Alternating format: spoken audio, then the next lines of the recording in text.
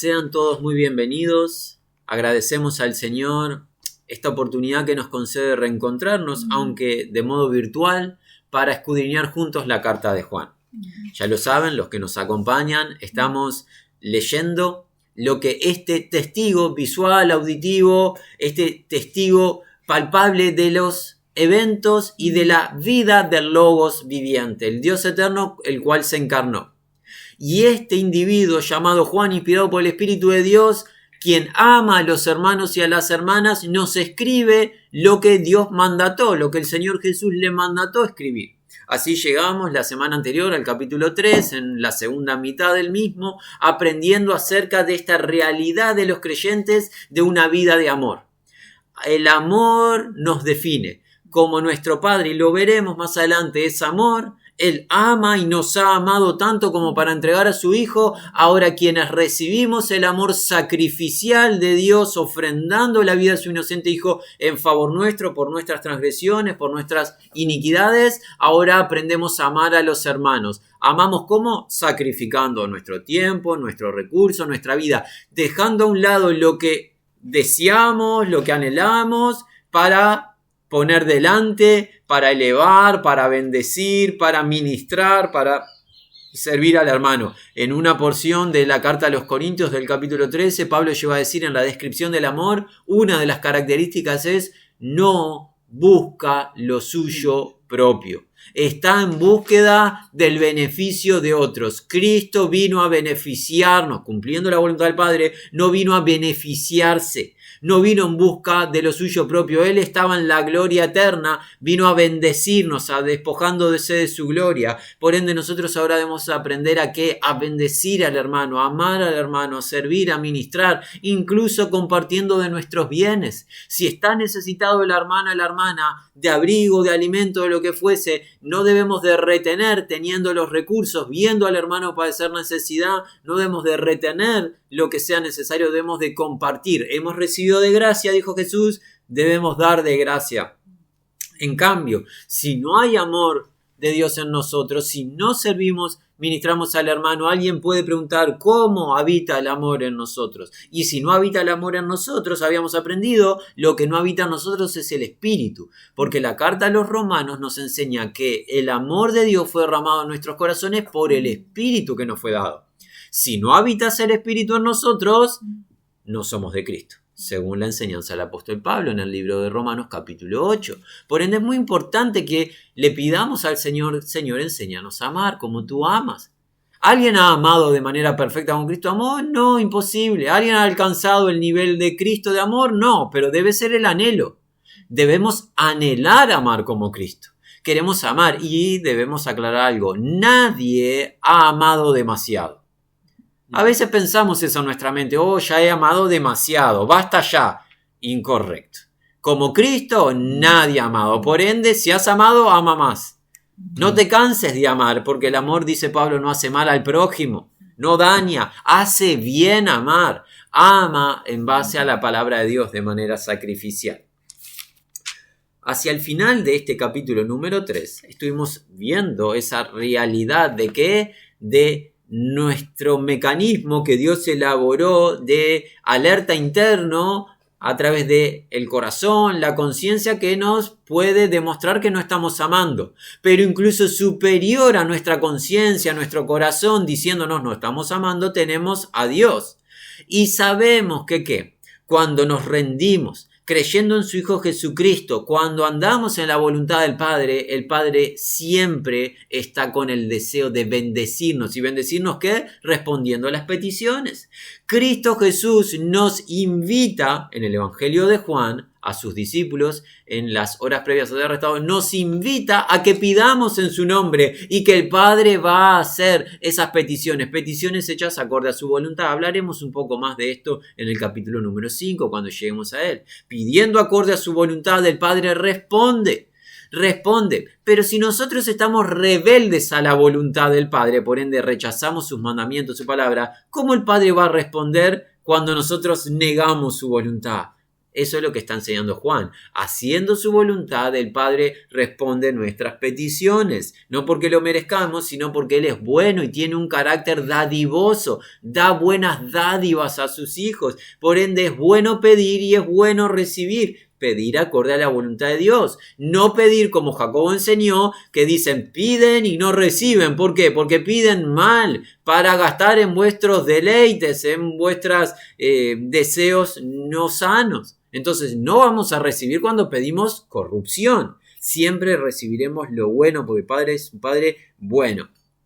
Y dentro de los mandamientos que se destacan, ¿qué dijo Juan? Mandamiento es creer en el nombre de su Hijo Jesucristo y amarnos unos a otros. Eso es mandamiento de Dios. El que guarda los mandamientos, que los valora, los eleva, Dios permanece en él y el individuo permanece en Dios y tenemos certeza de que Él permanece en nosotros. ¿Por qué razón?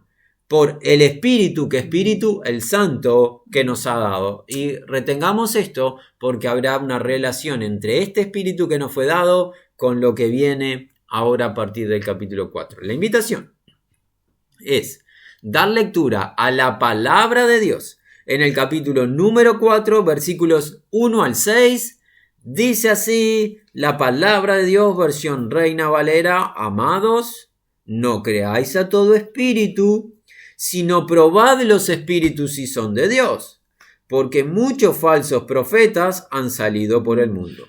En esto conoced el Espíritu de Dios. Todo espíritu que confiesa que Jesucristo ha venido en carne es de Dios, y todo espíritu que no confiesa que Jesucristo ha venido en carne no es de Dios. Y este es el espíritu del anticristo, el cual vosotros habéis oído que viene y que ahora ya está en el mundo. Hijitos, vosotros sois de Dios y los habéis vencido, porque mayor es el que está en vosotros que el que está en el mundo. Ellos son del mundo, por eso hablan del mundo y el mundo los oye. Nosotros somos de Dios, el que conoce a Dios nos oye, el que no es de Dios no nos oye. En esto conocemos el espíritu de verdad y el espíritu de error. Vamos a frenar momentáneamente. Siempre lo hemos dicho y lo reiteramos simplemente por un tema de tiempo. Si Dios nos extiende días, continuará la semana entrante la lectura de la palabra de Dios. Capítulo 4, versículo 1, lo releemos así: amados, no todo espíritu creáis, sino testead los espíritus si fuera de Dios son, porque muchos pseudoprofetas han salido en el mundo.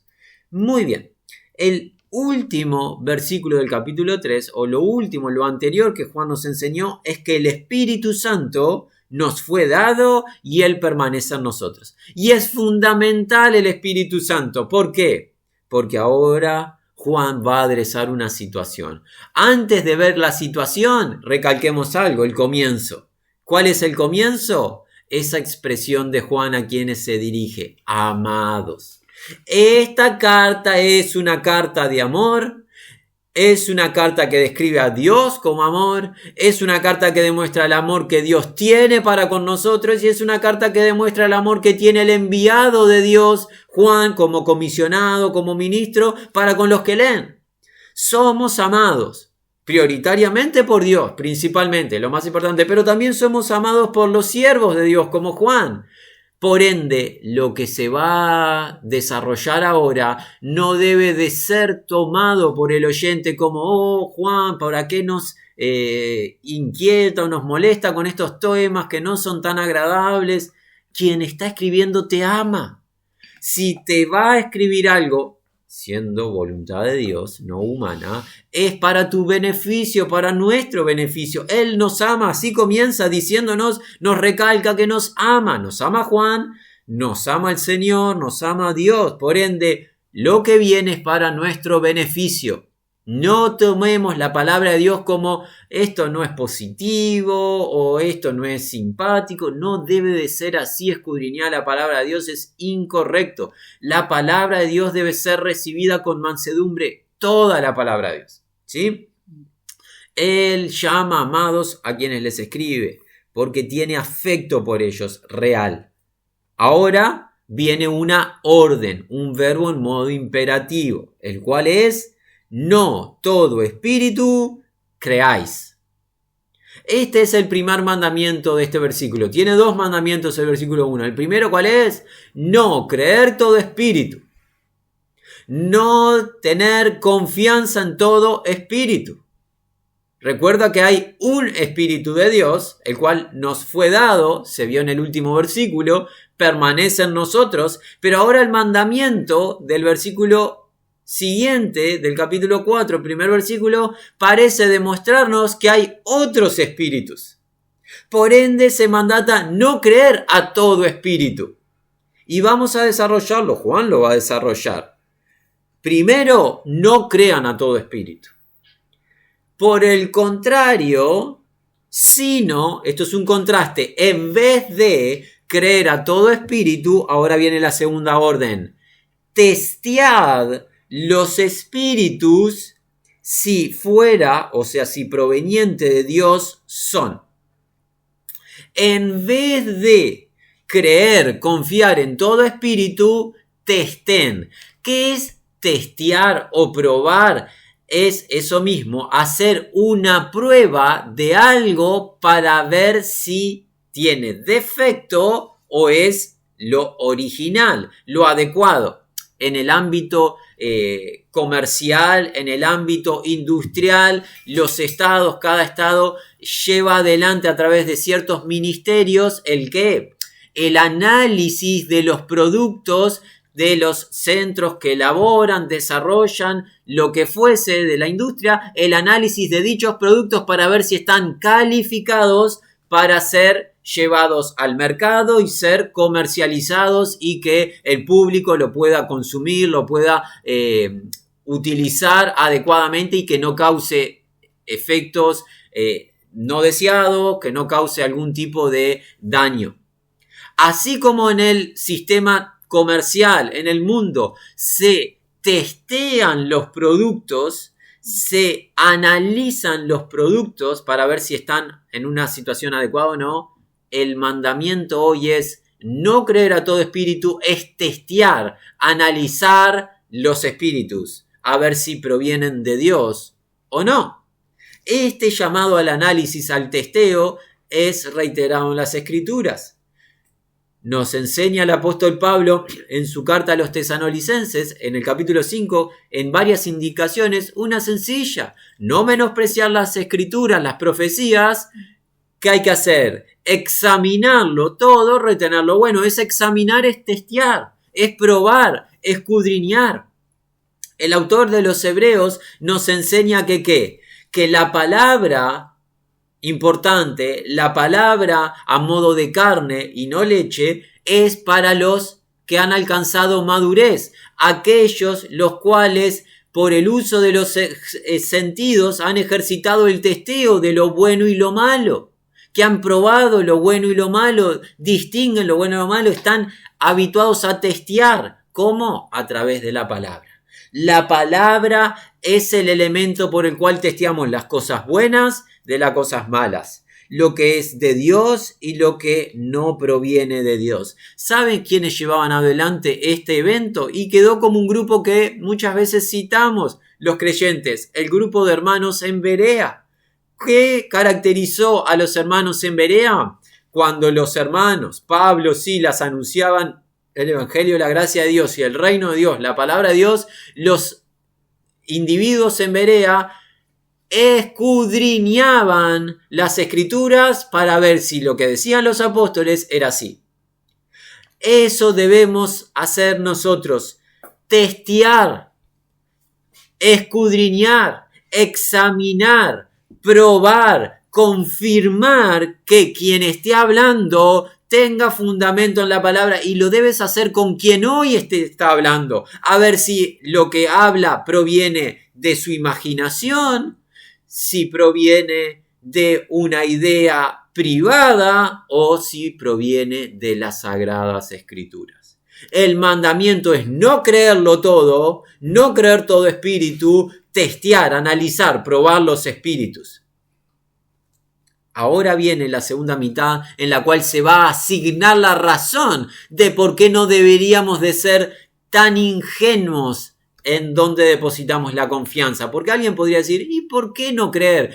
Toda persona que se levante y hable y diga que habla de parte de Dios tiene que ser creída. Podría ser una idea, ¿verdad? Bueno, Juan va a mostrar una advertencia. Y es aquí la segunda mitad. Porque aquí asigna la razón de los 2 mandamientos. Los 2 mandamientos fueron, no crean, sino prueben. No creer y probar son los 2 mandamientos. Ahora, la razón. Porque, y hay un calificativo, muchos, entiéndase, no pocos, muchos que pseudo profetas han salido en el mundo. La razón por la cual no se debe creer a todo espíritu y se debe de testear todo espíritu, o sea, toda enseñanza, supuestamente de parte de Dios, ¿cuál es la razón, Juan? Que muchos, abundancia, muchos pseudo profetas. ¿Qué significa un pseudo profeta? Es alguien que tiene el título de profeta, pero no lo es en realidad. Un profeta es alguien que habla palabra de exhortación, consolación, edificación para el pueblo de Dios y habla palabra de arrepentimiento, palabra que guía al incrédulo al arrepentimiento. Habla la palabra de Dios. Un pseudo profeta es alguien que tiene el título de hablar de Dios, pero habla otra palabra. Doctrinas, como fue anunciada por Pablo, de demonios. Esto de los muchos pseudo o falsos profetas no debería de sorprendernos. El Señor Jesús en el mismo Sermón del Monte dijo, guardaos de los falsos profetas que vienen a vosotros con vestido de oveja, pero por dentro son lobos rapaces. ¿Cómo los testeamos a esos falsos profetas? Por sus frutos. ¿Qué dice el Señor Jesús en un capítulo fundamental de consejo escatológico? Mateo 24. Vendrán muchos en mi nombre, falsos cristos engañarán a muchos. Y en ese mismo capítulo 24, pero por el versículo 11, yo voy a decir, y muchos se levantarán muchos falsos profetas y engañarán a muchos. O sea que la obra de maldad es abundante. Por eso en los calificativos, muchos. Pablo llegó a decir que se amontonarían, cuando no soporten, no sufran la sana doctrina, se amontonarían, se apilarían, habla de multitud, falsos maestros conforme a sus propias concupiscencias, apartando el oído de la verdad. Pedro en su carta, en la segunda carta, en el capítulo 2, dice que así como hubo falsos profetas en el pasado, habrán falsos maestros en el presente. Y algo a considerar de la enseñanza de Juan es que esta partida o salida en el mundo de los pseudos profetas está en el tiempo griego perfecto. Quizás tú lo recuerdes. ¿Qué significa el tiempo perfecto? Salieron en el pasado, siguen saliendo en el presente y van a continuar saliendo en el futuro. No culminó en el primer siglo cuando Juan ministró. No fue una realidad del pasado, pero ahora sí son solo buenos profetas. No. Juan es enfático. Salieron antes, salen hoy y van a continuar saliendo los falsos profetas. Esta es la advertencia. Y es ahora que entendemos por qué no hay que creer a todo aquel que dice, oh, yo vengo de parte de Dios. Vengo a decirte la palabra de Dios. Te la vengo a anunciar. Créeme. No. Escucharemos, dice Pablo, pero vamos a retener solamente lo que es bueno. Porque antes vamos a escudriñar. Vamos a probar. Vamos a testear. ¿Y cómo alguien va a probar o testear? Mira, no va a ser en base a la simpatía del individuo o a su apariencia. Va a ser en base a la escritura, a las sagradas escrituras, a la palabra de verdad, a la palabra de Dios. Versículo 2, dice así. Por esto conocen el Espíritu de Dios. Todo espíritu que confiesa Jesús Cristo en carne ha venido, fuera de Dios es. En esto conocen el Espíritu de Dios en contraste con el espíritu que no es de Dios. Hay muchos espíritus, recuerda, muchos espíritus no provenientes de Dios. Hay un espíritu, el cual es de Dios y que se nos ha dado, como dijo en el final del capítulo 3, y que permanece en nosotros. El Espíritu de Dios hace algo, nos guía a algo. ¿A qué?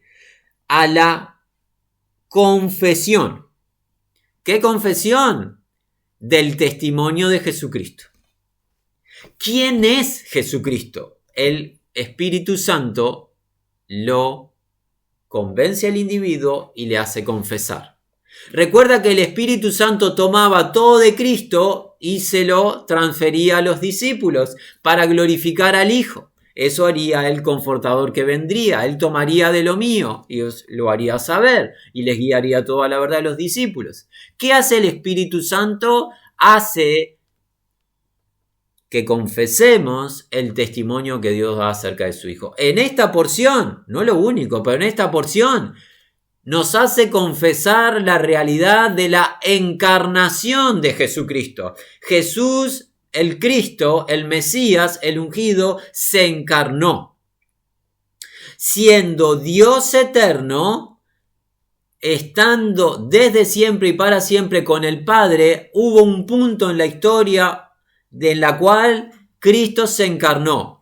Porque la Virgen habría de concebir y concibió. ¿Quién? Miriam, María, desposada con José, comprometida con José. En Belén de Judá nació el Cristo, el Dios eterno, el cual por el poder del Espíritu Santo fue concebido en el vientre de esta jovencita, virgen, quien no había conocido varón, y nació. Y ese niño que había nacido era Dios eterno. Dios fuerte, Padre eterno, el príncipe de paz, el admirable, el consejero. No simplemente un niño que después se desarrolló y fue un buen hombre. Dios hombre. Cristo se encarnó. El Dios eterno se encarnó. Y este es un misterio grande, dice Pablo. Grande es el misterio de la piedad. Dios se encarnó. Hebreos lo enseña en su carta que por cuanto los hijos participaron de carne y sangre, él también participó de lo mismo. ¿Con qué razón? Para destruir por medio de la muerte al que tenía el imperio de la muerte, esto es al diablo, y liberar a todos los que por el temor de la muerte se encontraban sujetos a servidumbre. Él ha socorrido a los hijos de Abraham y no a ángeles. En Filipenses encontramos por el capítulo número 2 que un llamado que haya en nosotros el sentir que hubo en Cristo Jesús, el cual siendo en forma de Dios, no estimó el ser igual a Dios como cosa que aferrarse, sino que se despojó a sí mismo haciéndose obediente como siervo hasta la muerte y muerte de cruz. Cristo se encarnó y vino en forma de siervo sufriente. Y es perfecto hombre, el cual padeció hambre, padeció las dificultades y aflicciones y tentaciones en semejanza nuestra, mas él sin pecado, pero Cristo es Dios. Si alguien rechaza la humanidad de Cristo, está en error. Si alguien rechaza la divinidad de Cristo, está en error. Cualquier desviación del testimonio de Cristo es estar en error. Es lo que está enseñando Juan. Nunca el Espíritu Santo nos puede llevar a testificar falsamente de Cristo. El Espíritu Santo nos convence del testimonio de quién Cristo es. Perfecto Dios, perfecto hombre. El Logos viviente. Aquel que le declara al Padre en Juan 17 y le ora. ¿Qué le ora al Padre? Padre, glorifícame con la gloria que tuve antes que el mundo fuese. Glorifícame al lado tuyo con la gloria que tuve antes que el mundo fuese. ¿Cómo Jesucristo va a tener gloria antes que el mundo fuese? Porque es Dios. No puede Jesucristo tener gloria antes que existan las cosas, pero claro que puede, porque es Dios, no es solamente hombre, es Dios hombre, el eterno Dios quien se encarnó. Jesús le llegó a decir a individuos en Israel, por el capítulo número 8, si no creéis que yo soy, en vuestro pecado moriréis. Por ende, Jesucristo declaró ser Dios y tenían que creer en Él como Dios, el Hijo, si no las personas iban a morir en sus pecados. Todo espíritu que no tiene el testimonio real de quién Jesucristo es, no proviene de Dios. El Espíritu Santo nos hace confesar a Jesucristo, el testimonio real de Jesucristo. Creemos en el corazón, dice Pablo, y confesamos con la boca. Vamos al 3. El capítulo número 3 dice, el versículo número 3 dice así: y todo espíritu que no confiesa a Jesús, Cristo en carne habiendo venido, fuera de Dios no es. Pero hay algo más, no solo que no proviene de Dios ese espíritu, y este es del anticristo, que habéis oído que viene y ahora en el mundo está ya.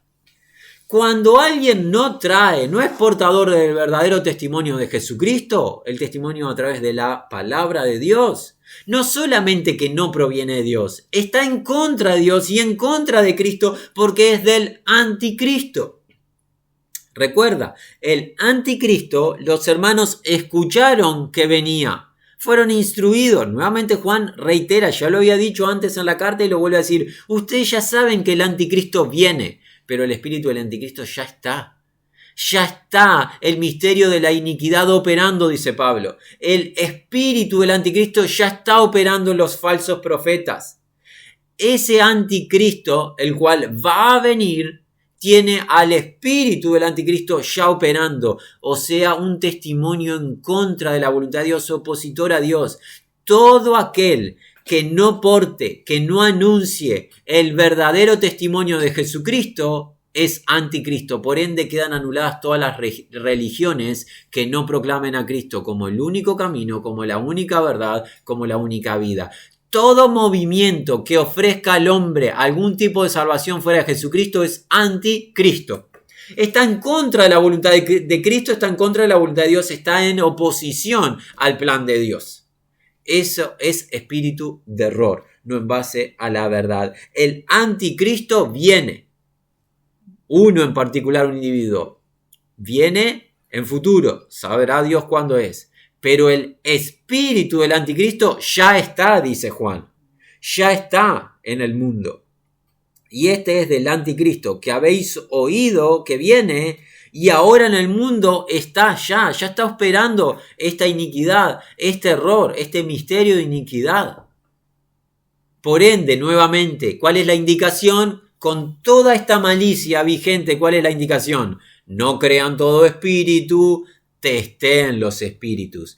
Hay error en el mundo. Hay falsedad en el mundo. Hay rebelión a Dios en el mundo. Hay engaño en el mundo.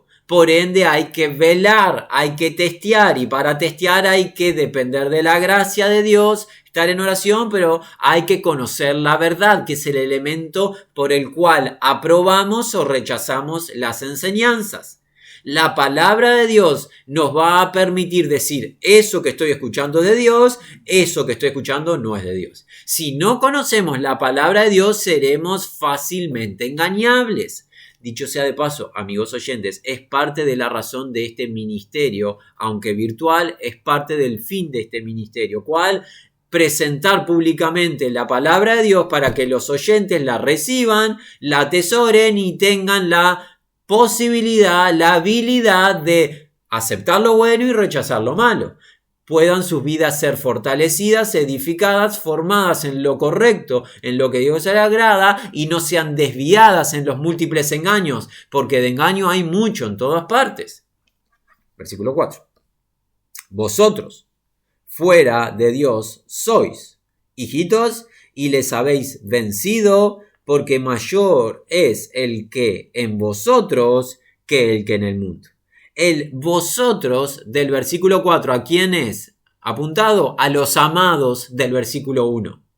Que se diferencian de quiénes? Los pseudoprofetas, que tienen en sí a los espíritus del anticristo, a los espíritus del error o del engaño. El versículo 4 adresa a otro grupo, no a los pseudoprofetas, no a los engañadores, no a los falsos, adresa al grupo de los amados. Los amados, por Juan, por Dios, ¿de dónde son? De Dios. Vosotros fuera de Dios sois. ¿De dónde eran los pseudoprofetas? No eran fuera de Dios. El espíritu que opera ellos no es fuera de Dios porque no tienen el testimonio de Cristo. El que no tiene el testimonio de Cristo no es de Dios, no es fuera de Dios. Los que tienen el testimonio de Cristo son de Dios, nacieron de Dios, no de voluntad de carne y sangre, sino de Dios, quien le dio la potestad de ser llamados hijos de Dios por haber recibido al Hijo, por haber creído en el unigénito Hijo de Dios. Vosotros fuera de Dios sois hijitos. Y esta expresión de hijitos es ternura. Les ama Juan. Les ama a Dios y Juan, el autor humano de la carta, les ama a los lectores. Vosotros fuera de Dios sois hijitos. ¿Y qué? Les habéis vencido. ¿A quiénes? A los pseudoprofetas. Y recuerda, Dios nos ha llamado a la victoria. Juan lo enseña en su carta, en su libro final, el libro de las revelaciones, en Apocalipsis, por el capítulo número 12. ¿De qué? De que le vencieron los discípulos. ¿A quiénes? Le vencieron al enemigo. A través del menospreciar sus propias vidas, vencieron al enemigo. Dios nos llama a la victoria que es en Cristo Jesús. Somos los hijos de Dios victoriosos sobre los pseudo profetas. ¿Por qué somos victoriosos? Es la pregunta. El por qué está en la segunda mitad. Porque, aquí está la razón, la victoria es nuestra porque mayor, esto habla de superioridad en una comparación, mayor es el que en vosotros, Juan escribiéndole a los amados, el que vosotros mayor que quién, que el que en el mundo. ¿Quién es el que en nosotros? El Espíritu del cual habló en el último versículo del capítulo 3. ¿Quién es en nosotros? El Espíritu que nos fue dado y que permanece en nosotros. Cristo habita por la fe en nuestros corazones por el Espíritu que nos fue dado. Espíritu con el cual hemos sido sellados. Libro de Efesios, capítulo 1, que dice: en él también vosotros, habiendo oído el evangelio de vuestra salvación y habiendo creído en él, fuisteis sellados con el Espíritu Santo de la promesa, que es las arras de vuestra herencia, hasta la redención de la posesión adquirida. En nosotros habita el Espíritu Santo, de una vez y para siempre. Ese Espíritu, el cual es el Señor, porque el Espíritu es el Señor, ese Espíritu es superior, es mayor a alguien, al que en el mundo. ¿Quién es el que en el mundo? El príncipe de la potestad del aire, el Dios de este siglo, aquel que nada tiene en Cristo, el enemigo de nuestras almas, que es el líder de la falsedad, porque él es mentiroso y padre de mentira, es el que impulsa al anticristo. El anticristo viene por indicio de Satán, del enemigo, todo con el conocimiento y el permiso de Dios, quien es soberano, el único todopoderoso. Pero el anticristo viene con el poder de Satán, del enemigo. El enemigo, quien lidera el mundo, el príncipe de la potestad del aire, a través de quien el mundo yace, eso lo vamos a aprender al final del libro, en el capítulo 5, el mundo está subyugado al enemigo. Ese enemigo es inferior a nuestro Señor. Porque hay una comparativa en el versículo 4. Mayor, eso es una comparación, mayor es el que en nosotros que el enemigo, o sea que el que en el mundo. La victoria es nuestra, porque mayor es el Señor que quien nos aborrece, el enemigo. Tenemos garantizada la victoria. Tú, oyente, ¿no eres de Cristo? ¿Por qué estás en el grupo perdedor? ¿Qué te hace permanecer subyugado por el enemigo que te aborrece en vez de estar en el grupo de el Dios que te ama y el grupo de la victoria de Cristo Jesús? Arrepiéntete de tu pecado, cree en Jesucristo, recibe el don de la vida eterna, pasa a formar parte del grupo de la victoria. Qué bueno es decir que somos victoriosos en Cristo, porque Él es superior a nosotros, es superior el que está en nosotros que el que está en el mundo. Y es lo que nos está enseñando Juan. La victoria es nuestra, de los hijos de Dios, porque en nosotros habita el Espíritu Santo, habita el Señor, y el Señor es superior al adversario, al príncipe de la potestad del aire, al enemigo. Y eso es motivo de gozo, y eso debe hacer que nosotros vivamos también en reverencia, en temor. ¿Por qué? Porque Pablo lo dice: ¿no sabéis que sois templo del Dios viviente? ¿Que no sois vuestros? ¿Que el Espíritu de Dios habita en vosotros? Y esa enseñanza la puso en un ámbito de no una mala utilización del cuerpo, no tener intimidad inadecuada. Por ende, dado que Cristo habita por la fe en todos los creyentes, el creyente ya no es propiedad propia, no se autogobierna, no se pertenece así, ahora le pertenece al Señor y debe de vivir en dependencia y debe de vivir en reverencia. Por ende, el Espíritu está en nosotros, tenemos la victoria, ahora ya no deberíamos vivir como si el adversario nos gobernase, o sea, en tinieblas. ¿Por qué? Porque del adversario ya no somos, y él no tiene poder sobre nosotros, para subyugarnos. Él ya no nos gobierna. Quien nos gobierna es el superior, el Señor, quien nos ha libertado, quien nos ha redimido, quien nos ha rescatado para el Padre. ¿Cómo sigue? Estamos prontos para despedirnos. 5. Ellos fuera del mundo son. Por esto fuera del mundo hablan y el mundo a ellos escucha. Ellos, tercera persona del plural. Grupo diferente al vosotros del versículo 4. ¿Vosotros quiénes eran? Los hijitos, los amados de Dios, los que nacieron de nuevo. Ellos, ¿qué grupo es? Pseudo profetas. Ellos hace referencia a los pseudo profetas, quienes tienen los múltiples espíritus, que no es el Espíritu de Dios. Los que andan en pos del adversario con el espíritu del anticristo en oposición a Dios. Ellos, los pseudo profetas, a quienes hemos vencido los creyentes porque superior es el que está en nosotros, ellos fuera del mundo son. ¿Qué? Fuera de, en la lengua que se escribió significa proveniente. Del mundo son, provienen del mundo. Recuerda, el creyente no es de este mundo, no son del mundo, dijo Jesús, como yo no soy del mundo. Jesús le dijo a oyentes en Juan 8, vosotros sois del mundo, yo soy de arriba, no soy del mundo. Los creyentes que tienen ciudadanía celestial, tienen que poner su mirada en los cielos, no en esta tierra, porque no somos ya del mundo, fuimos redimidos del mundo para Dios. Los pseudoprofetas no han sido redimidos, son del mundo, provienen del mundo. Pero mira, hay algo más que dice.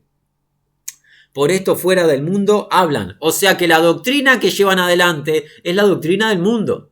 Como son provenientes del mundo, utilizan la enseñanza del mundo. Y hay algo para destacar. Y a ellos el mundo escucha. Tienen un ministerio eficaz, popular. Tienen auditorio y el auditorio recibe su enseñanza. Hablan lo que el mundo desea y el mundo recibe. ¿Cuál es la característica de un profeta de Dios? Habla la palabra que de arriba desciende. Isaías que dice, así será la palabra que sale de mi boca. ¿De dónde salió? De arriba, donde está el trono de Dios. Desciende y no retorna a mí vacía, tal como la lluvia y la nieve producen en la tierra la voluntad de Dios. Da vegetación, hace fructífera la siembra. Así es la palabra de Dios. ¿De dónde viene? De arriba. ¿Qué ha hecho Dios? ¿Qué ha hecho Cristo? Nos ha dado a conocer la palabra del Padre. Nada hablo según mi cuenta, sino hablo lo que el Padre me mandató. De arriba viene la palabra. Un profeta de Dios habla la palabra de Dios y la palabra de Dios no es de este mundo. La palabra vino de arriba y vino encarnada en Cristo, la cual Él transfirió a sus oyentes y ahora se continúa anunciando. En cambio, los falsos profetas, los pseudo profetas, no hablan palabra de arriba, del trono de Dios, del cielo, la palabra de verdad. Hablan la palabra de abajo, del mundo, lo que el mundo quiere oír. ¿Y qué hace el mundo? Lo acepta, lo recibe, le da la bienvenida. Como llegó a decir Pablo en la carta de Timoteo, que apartando el oído de la verdad se amontonarían falsos maestros conforme a sus concupiscencias. Apartarían el oído de la verdad, apostatar de la fe, dejar la sana enseñanza para recibir otras enseñanzas. En los profetas, tanto en Isaías, en Jeremías, Dios confronta como el pueblo le decía a los profetas que no profetizaran, sino que dijeran palabras halagüeñas, cosas agradables a los oídos. Eso es lo que está pasando en el presente. Agrupaciones que dejan la palabra de verdad para decir lo que el mundo quiere oír. Esto es una tragedia que pasa en la iglesia de Cristo.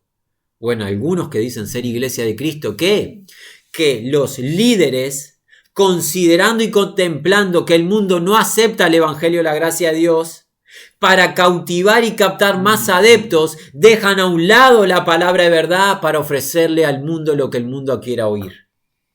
Psicología, sociología, filosofía y cualquier doctrina humana que el mundo quiera recibir, el líder está dispuesto a denunciar con tal de que hayan más adeptos, más integrantes en la congregación. Eso es una tragedia. La iglesia de Cristo es columna y baluarte de la verdad. Un solo mandamiento tenemos, que es anunciar la verdad a tiempo y fuera de tiempo. Y que la reciba el que la tenga que recibir. Porque escucha esto, dice Jesús: el que es de Dios, las palabras de Dios oye. Por eso vosotros, le dijo a ciertas personas, no las podéis oír porque no sois de Dios. Las ovejas de Cristo escuchan la voz del buen pastor. Mis ovejas, dice Jesús, oyen mi voz. Yo las conozco y ellas me siguen y les doy vida eterna. Vamos al último versículo y nos despedimos así. Nosotros, fuera de Dios, somos. El que conociendo a Dios nos escucha. Quien no es fuera de Dios no nos escucha. Por esto conocemos el espíritu de verdad y el espíritu de fraude. Nosotros. Ahora tenemos que ver un nuevo grupo, el nosotros. Vimos el vosotros, vimos el ellos y ahora vemos el nosotros. O sea, las tres personas del plural. El vosotros, segunda persona del plural, era referencia a los hijitos, los amados, los que nacieron de Dios. El ellos, tercera persona plural, era una referencia a los falsos profetas o los pseudo profetas. Y el nosotros, primera persona plural, es referencia inmediatamente a Juan, Simón Pedro, Jacobo, Mateo, Pablo, Silas y todos y cada uno de los colaboradores, comenzando con los apóstoles y todos los que continuaron, a quienes Dios preparó de antemano para que le vieran en los 3 años de su ministerio, un grupo, que le vieran luego resucitado entre los muertos, los testigos que Dios preparó de antemano, a los cuales Jesús les dijo: vosotros que habéis estado conmigo desde el principio. ¿Qué les dijo? Vosotros seréis mis testigos y el Espíritu Santo también testificará. Ellos que contemplaron, que vieron con los ojos, que escucharon con sus oídos y que palparon con sus manos, son los testigos del Cordero. Desde ellos comienza, antes habían estado los profetas hebreos que anunciaban la venida de Cristo. Vino Cristo y ahora están los apóstoles de Cristo que anuncian la llegada de Cristo, su muerte y su resurrección.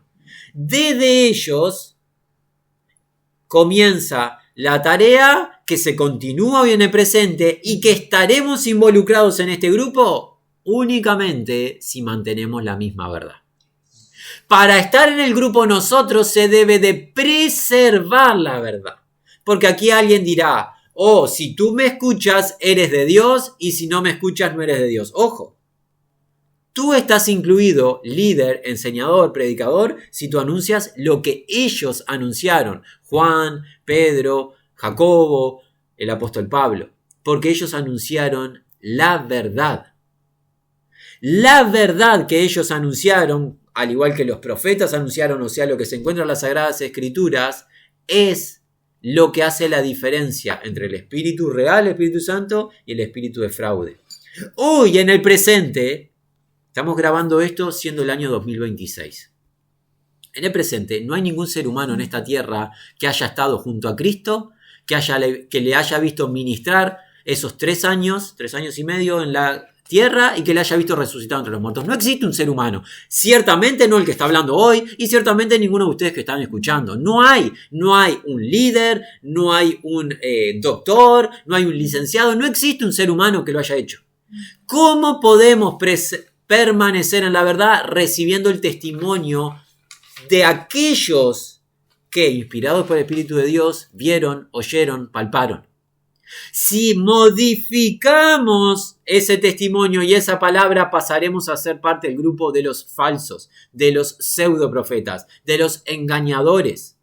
Y no es válido decir, escúchame, porque si me escuchas eres de Dios, y si no me escuchas no eres de Dios. No es aplicable en todo caso. Es aplicable en la medida que mantengamos lo que Juan enseñó, lo que Pedro enseñó, lo que Pablo enseñó, lo que Isaías enseñó, lo que se enseñó en las Sagradas Escrituras. Esperemos que quede clara esta cadena. Dios nos habla a través de su Hijo Jesucristo. Eso enseña el libro de Hebreos. De su Hijo Jesucristo el Antiguo Testamento anticipa la llegada. De su Hijo Jesucristo los apóstoles en el Nuevo Testamento confirman la llegada, su obra, su muerte, su resurrección y su ascensión a los cielos. Fuera de este testimonio que está en las Sagradas Escrituras, no hay certeza alguna. Son imaginaciones, son ilusiones y son doctrinas de demonios. Así aparta el oído el ser humano escuchando a doctrina de demonios, dice el apóstol Pablo en la carta a Timoteo. Nuevamente, nosotros fuera de Dios somos, dice Juan. El que conociendo a Dios nos escucha. ¿Por qué? Porque Jesús dijo, el que es de Dios, las palabras de Dios oye. Quien no es fuera de Dios no nos escucha. Por esto conocemos el Espíritu de verdad. ¿Cuál es el Espíritu de verdad? El Espíritu Santo que nos fue dado y que permanece en nosotros. Y también conocemos algo, el espíritu de fraude, de engaño, de error. ¿No recibes la palabra de Dios? Eres del error. Por más que diga que eres de Cristo, que conoces a Cristo, que eres amigo de Cristo. Si no recibes la palabra de verdad y la rechazas, si tú dices, no, a Juan no lo voy a escuchar, a mí no me interesa Isaías, a mí no me interesa leer esto o aquello en la palabra de Dios, eres del espíritu de fraude. Por favor, reflexiona, considera tu camino, porque la palabra de Dios es buena, es veraz y salva nuestras almas. La palabra tiene poder para salvar nuestras almas. Por eso Pablo hoy nos dice nuevamente en el libro de Romanos, no me avergüenzo del evangelio, porque es poder de Dios para salvación a todo el que cree, sea judío o sea gentil. ¿Y en qué he de resumir ese evangelio, Pablo? Que Cristo murió por nuestras transgresiones, que Cristo fue sepultado, que Cristo al tercer día resucitó entre los muertos para nuestra justificación, que se le apareció a los 11, se le apareció a los apóstoles, se le apareció a más hermanos, se le apareció al apóstol Pablo a lo último, y que Cristo fue ascendido a la diestra de la majestad, que se encuentra reinando en gloria, guardando que todos sus enemigos sean puestos por estrado de sus pies, y que Cristo ha de retornar, que va a establecer su gobierno en esta tierra por 1000 años, que Cristo ha de establecer cielos nuevos y tierra nueva donde mora la justicia. Cristo es el único medio de salvación dispuesto por Dios el Padre. Cree en Él hoy. Cree en tu corazón la obra de Cristo, confiésalo con tus labios, recibe hoy el don de la vida eterna. Hay mucho engaño, amigo. Lo acaba de decir esta carta, no lo hemos inventado nosotros. La carta lo dice. Hay engaño porque hay falsos profetas, pero tú tienes la victoria en ti por el Espíritu Santo. ¿De qué grupo serás? ¿Serás del fraude? ¿Del error? ¿De la derrota? ¿O serás de la verdad? ¿De la victoria? ¿De la vida eterna? La diferencia es si tienes o no a Cristo habitando por la fe en ti. Sea la gracia del Señor con todos los que aman a Jesucristo.